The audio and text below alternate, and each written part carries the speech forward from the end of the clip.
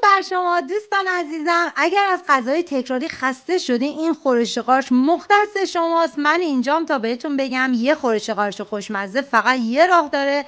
پس تا آخر این ویدیو همراه من باشین و بعد دست به کار بشین خوشمزه رو درست کنین و نتیجه رو برام کامنت کنین.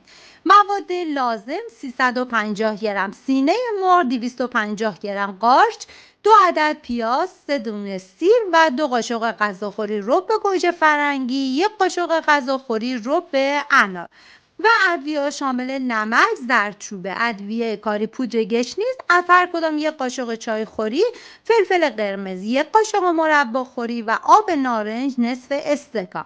حالا سینه های مرغ رو به تیکه های بزرگ تقسیم میکنیم و برای این خورش حتما به تیکه های بزرگ تقسیمش کنیم.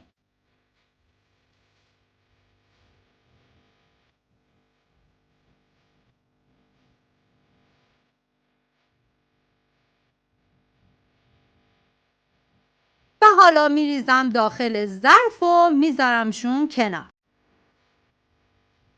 داخل قابلمه روغن میریزیم و میذاریم روغنمون کاملا داغ بشه.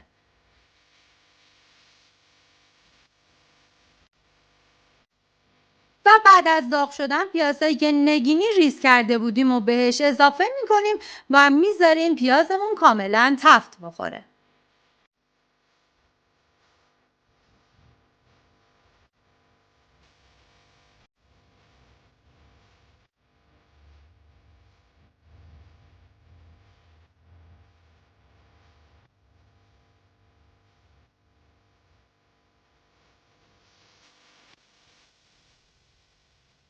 و بعد از تفت خوردن نوبت اضافه کردن ادویه هایی که زردچوبه و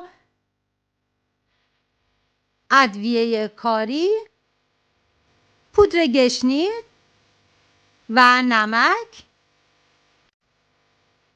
و فلفل قرمز که فلفل قرمز کاملا اختیاریه.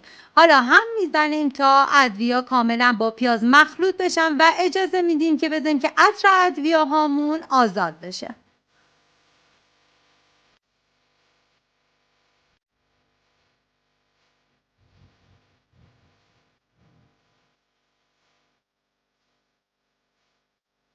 و حالا سیری که داشتیم و رنده درشت میکنیم و به پیازمون اضافه میکنیم، هم میزنیم و میزنیم که سیرمون هم یه کوچولو تفت بخوره.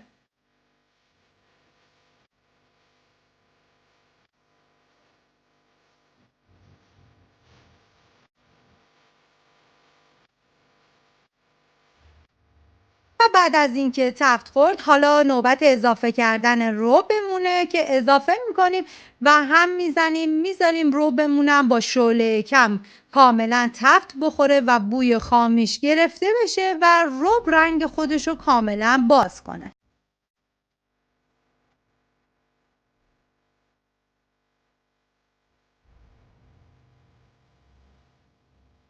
و حالا نوبت اضافه کردن رب اناره که من از رب آلوچه استفاده کردم.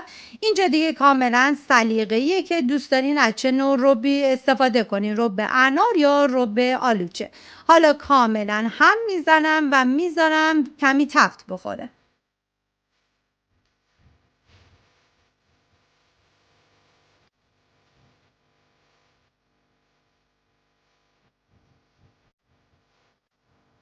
من این مدل خورشت قارچ رو به رسیپی‌های مختلفی درست کردم و امتحان کردم و بهترین دستورش رو برای شما آموزش رو گذاشتم.